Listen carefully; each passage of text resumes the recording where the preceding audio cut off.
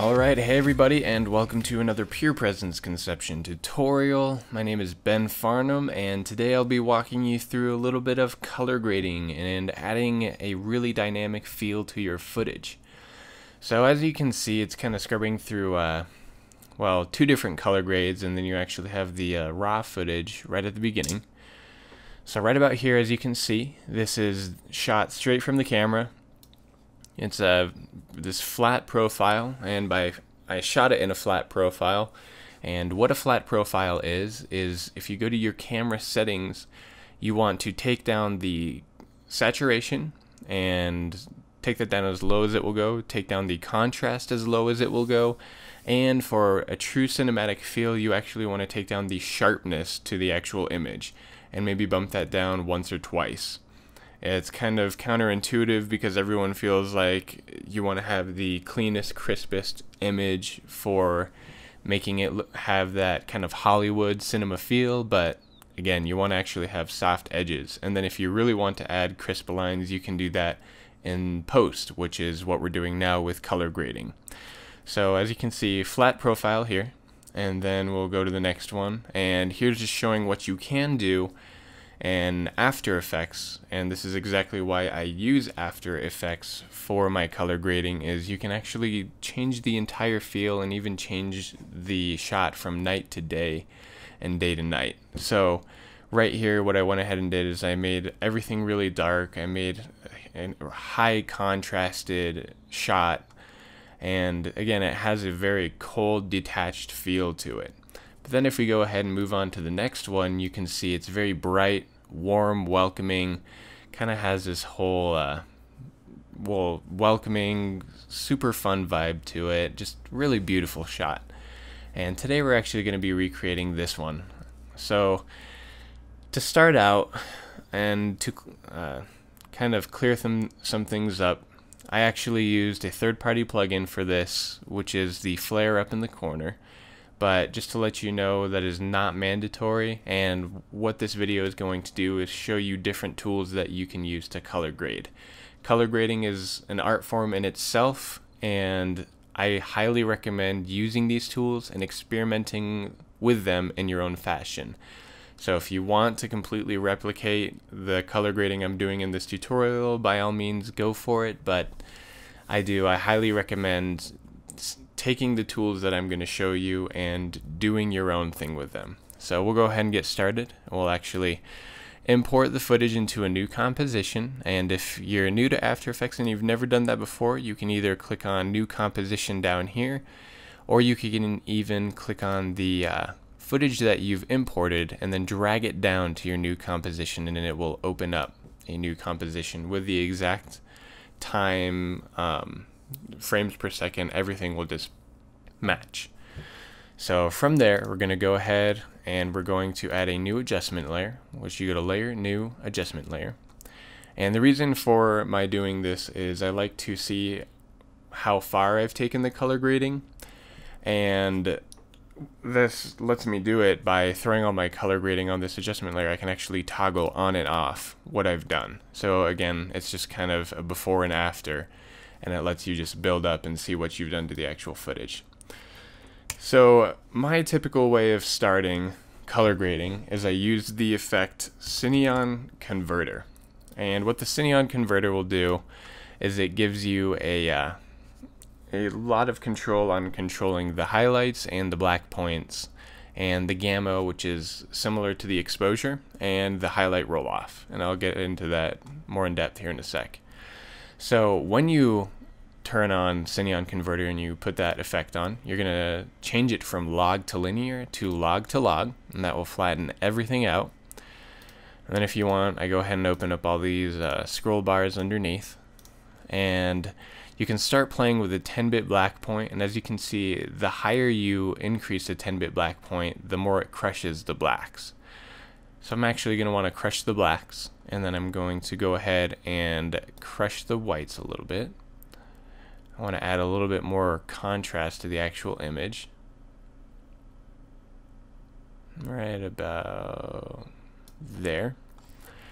And then I'm actually going to mess with the gamma, which is, again, is the exposure pretty much with this. As you see, I can just bleach this out or make it just solid black, but one is the default range, and I'm actually right about there. I only want to increase it just a little bit. And then the highlights right here,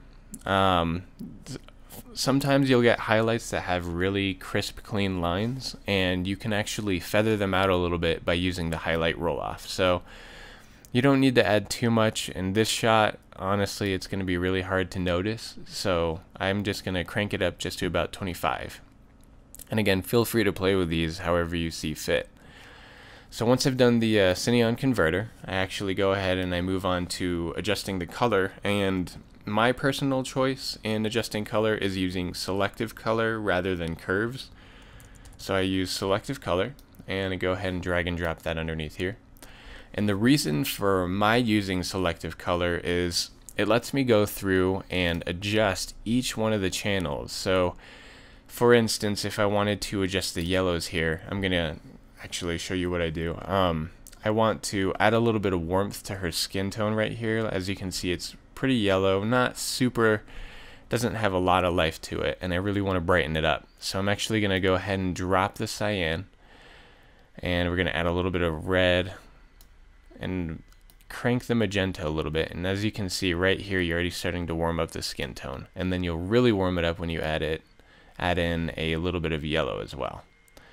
So right off the bat, you can see the skin just has a little bit more of a pinkish tone to it. Not a lot, but just enough to give her more life in the actual shot. And then go through and adjust each channel as you see fit. And since I already did this on the previous one, I'm going to go ahead and do my variation of it. So to get a cinematic look, a lot of the methods I've seen is they typically like to add a blue to the shadows, and they like to brighten the highlights with like an orange or a yellow. So I'm gonna go ahead and do that to my shot, and what I did is I went into the blacks channel and I dropped the yellow, and as you can see, if I crank it all the way down, you've got this huge blue image. So obviously you don't want to add too much, you want to make it faint, you don't want to make it too heavy. So actually we'll go ahead and leave it right at about 10. And then we'll go ahead and do the same for the highlights, and well, not the same, but add a nice brighter tone to it. For instance, add a little bit of yellow, not too much, and add a little bit of magenta. It gives you a nice orangey tone to it. Alright, and already you can see a before and after of this shot. It's already come a long way. It just pops a lot more, has a lot more contrast, and it also has a lot more lifelike color to it, and that's without touching hue and saturation and brightness and contrast. These are tools I use because they give you more of a more creative control. So after I do selective color, I go ahead and I want to add a little more contrast to this, and rather than using another Cineon converter or brightness and contrast, there's another method using an unsharpened mask. So if I go ahead and drag this unsharpened mask over here, now the technique is you want to increase the radius to the pixel clustering. So for instance, right here, I want to up the radius to about 500. Maybe actually, let's do about 400, so it's not a huge change. And then, as you can see, just by upping the radius, you have a much more higher contrast image. So I didn't want it to be that contrasted, so I'll just slowly drag it down just a little bit, not too much. Probably about 27 looks good. And if we toggle that on and off, you'll see, again, a higher contrast to the actual image. So now that I have the contrast I want, we'll go ahead and start to add the a little bit of the cinematic feel, which is going to be using the CC toner. And what the CC toner does, I love this because it has 3 different options. You have either duotone, which gives you control of the highlight color and the shadow color. You have the tritone, which gives you highlight, midtones, and shadows. And as you can guess, pentone gives you all of the above: highlights, brights, midtones, dark tones, and shadows. So for this particular one, I'm going to go ahead and use the tritone, and I'm actually going to change the midtone color to more of this brighter orange. And then you'll see why in a second. I'm going to actually click OK. And then I'm going to blend it with the original, so meaning I'm going to integrate the original color grading I had, and it's going to blend the two. And as you see, as I start to increase the percentage, you can really see that it has this cinematic feel already. It has that kind of nice, warm, welcoming feel. Not quite what I'm going for yet, but it's getting a lot closer. And with these simple 4 effects that we've just used, you can already see a huge difference from the original to the current image we have now. So with the CC toner, again, you can choose different colors for your midtones, different colors for your highlights, and then add them there. And actually for this one, I do kind of want to add a little bit of blue to the shadows. So I'm going to go ahead and add a dark blue to the shadows. Helps add a little bit more dynamics and again, more contrast to the image. So as you can see, our highlights and midtones are really orangey, and then the shadows have a lot more of a blue hue right here. So this already is looking incredible, and you can use these. I love to use these 4 tools mainly. I think the only other one I use is levels a lot. But when we get towards the end of the tutorial, I'll go ahead and show you some other tools that you could use for color grading. And like I said, color grading, there's no set method. The best way to do it is to sit down with these tools, learn them and understand them, and then use them to create your own cinematic feel. There's, like I said, no set formula, just have fun with it. So what I want to go ahead and do is, as you saw over here, I actually have a light source right here. It's the orange kind of glow from the top right corner, and for that I actually used a third-party plugin called Optical Flares by Video Copilot. If you've never used this before, I highly recommend investing in it. I forget the price. I want to say it can be a little pricey, so don't feel bad if you can't do it. There are also workarounds. Before I used optical flares, I used to make my own flares, and I'm thinking about making a tutorial on how to do that as well. So regardless, what I'm going to do is I want to add an optical flare, and to do that I need to go to Layer, New, and create a new solid, and we're going to want that solid to be black because we're going to want to change the blending mode to screen. And in Photoshop and in After Effects, if you use the blending mode screen, black will take away from the image and white will add. So what we're going to do is leave the background solid black, and we're going to hit OK. And then I'm going to go over here to my effects and presets and type in optical flares, or Opti, as it's brilliant and finds it for me. Alright, and right here you can see a really cool flare, and it's actually, since it's beneath my adjustment layer, you can see that the black is more of a bluish tone, and the flare is being graded accordingly as well.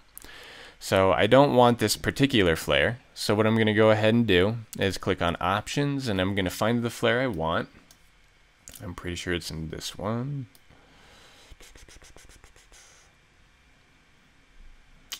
Oh, my apologies, it looks like it's in the other one.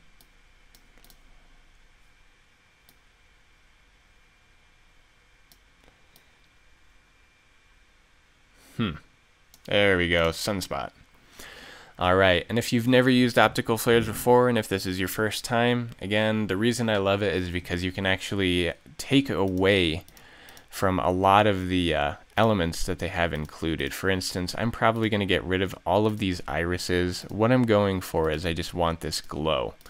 So I'm going to start getting rid of all of these streaks, all of these sparkles, shimmer, rings, all of this. And again, I'm just going for this glow right here. And then I go ahead and I hit OK in the top right corner, and again, changes it right there. Now that we have our flare and the flare that we like, we're going to go ahead and we're going to change the blending mode, which is underneath the mode right here, to screen. And if you don't see this screen, I'm not going to lie, when I first started After Effects, I was so frustrated because I saw everybody changing blending modes and I didn't know how to get there, and it was because I started on the toggle switches function right here, and you can switch between these right down here with toggle switches and modes. So you go to modes, and then with modes you're going to change the blending mode to screen, and there you go. You already see it, the light kind of took away some of our contrast, but we'll fix that here in a second, because without any of this it will look just like that. So now that we have the flare there, we're going to go ahead and build on the adjustment layer a little bit more. And actually I want to add levels, like I was telling you about. And what levels does is it's very similar to the Cineon converter. It lets you crush blacks and it lets you crush whites, but it gives you this spectrum right here, so you can visually see where the blacks are laying in your shot and where the whites and highlights are laying in your shot.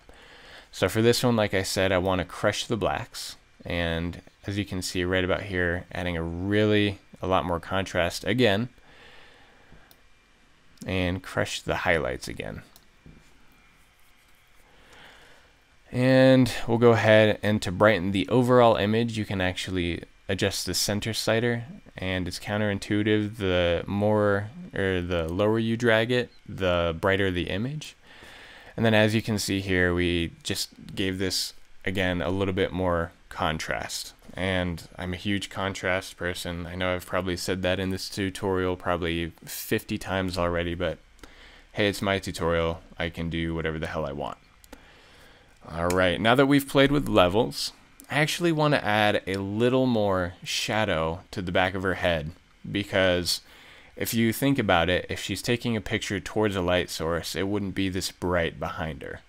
And in order to do that, I'm actually going to create a mask behind her, which will be a black solid. So in order to do that, you go to Layer, New, Solid, and we'll make it black, and we'll hit OK. And so to cut out the shadow, I'm going to first drop the opacity so I can see the image behind it. And the hotkey is T to get to opacity on the solid. And I'm going to drop it to about 40%. And then I'm going to zoom out a little bit with Command and then minus or Control minus on a PC. And then I'm going to go ahead and grab the pen tool and draw a mask towards the back of the head. Curve it out a little bit, not too much. And then draw the mask how you see a shadow going on your subject and whatever you want to do. And then once I have it down at the bottom, I'm just gonna close it off, make sure to give it range or enough room around the edge, because we are going to be feathering this mask. And if I turn it off, you can see it's just jagged line, not a believable shadow whatsoever right here. And in order to fix that, I'm actually going to go to the mask setting, and the hotkey to feathering the mask is F. So I hit F, and then it brings up the mask feather. So I'm actually going to increase the feather to see about which range I really like it. Right about there is actually looking really good. So I like that mask feather, but it's too much. So I'm actually going to turn down the opacity just a little bit, probably to about 34.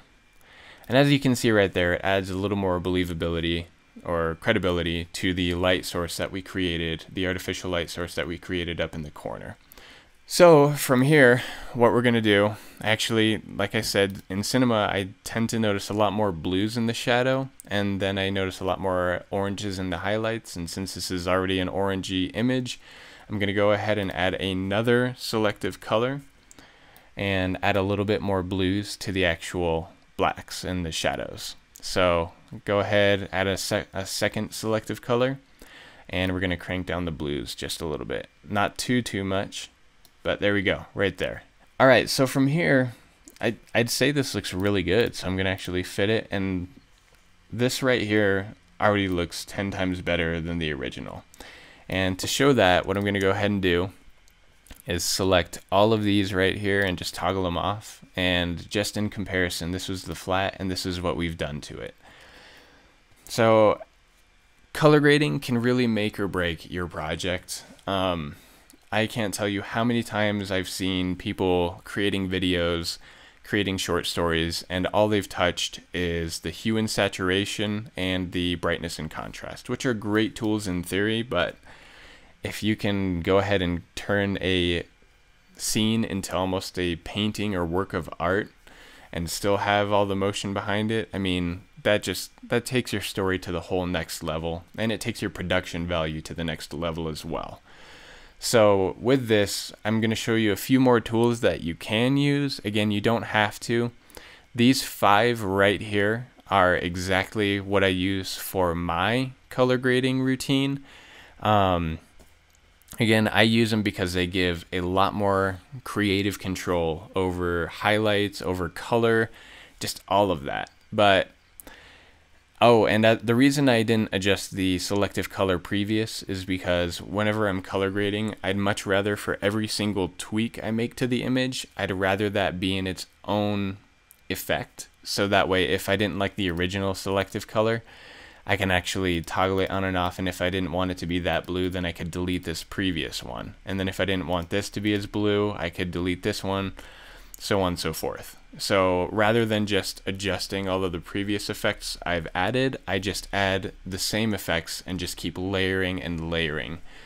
And it just works out really well for me. If you want to go back and tweak previous effects, by all means do it. But to get to more color grading effects, you're going to go to Effect, Color Correction, and right here you have this whole list of all of these beautiful color grading tools. I mean, I've seen countless people use CC or color correction curves. They've used just exposure, gamma, pedestal gain, hue, saturation. I mean, that's a blatant one where all it would do is if I wanted to crank the saturation, we could do so. It makes this really obnoxious orange, or you could desaturate it. I know plenty of people who actually desaturate images to make it a lot more softer and appealing to the eyes.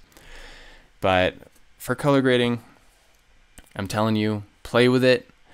Do not be scared to try all these different effects. They're incredible effects built into Adobe's After Effects. And I seriously went through, when I was first learning After Effects, I went through all of these tutorials on color grading because I thought there was just this one set procedure that you had to do to make your image look like cinema-esque or Hollywood films. And there's no definite way. I mean, yeah, like I told you, there's plenty of people who add blues to the shadows and oranges to the highlights, but if you don't want to do that, maybe you could add reds to the shadows and then blues to the highlights. Just play with it. Don't be scared to mess with your color grading at all. And as I said, I believe color grading is essential when it comes to creating a story and editing a story together. Because if I were to actually have this image right here showing, and it's presenting, maybe she's a detective taking a picture of this evil murderer's motel that he's living in, I mean, that does not sell the story. But again, since it's so warming and welcoming, maybe it's just a documentary about this photographer who just loves taking pictures of old rusty signs. So again, make sure your color grading matches your story and have fun with it. So that was it for the tutorial. Hopefully you guys pulled a lot from this, and hopefully I opened your eyes to a bunch of new tools that you can use in After Effects. And if you have any other ideas for tutorials or anything you want to learn that you've seen us do, go ahead and leave a message in the comments or visit our website at www.purepresenceconception.com. All of these will be linked below. I recommend looking at Video Copilot's optical flares. That also will be linked below. And yeah, just have a blast. Alright guys, till next time, have a good one.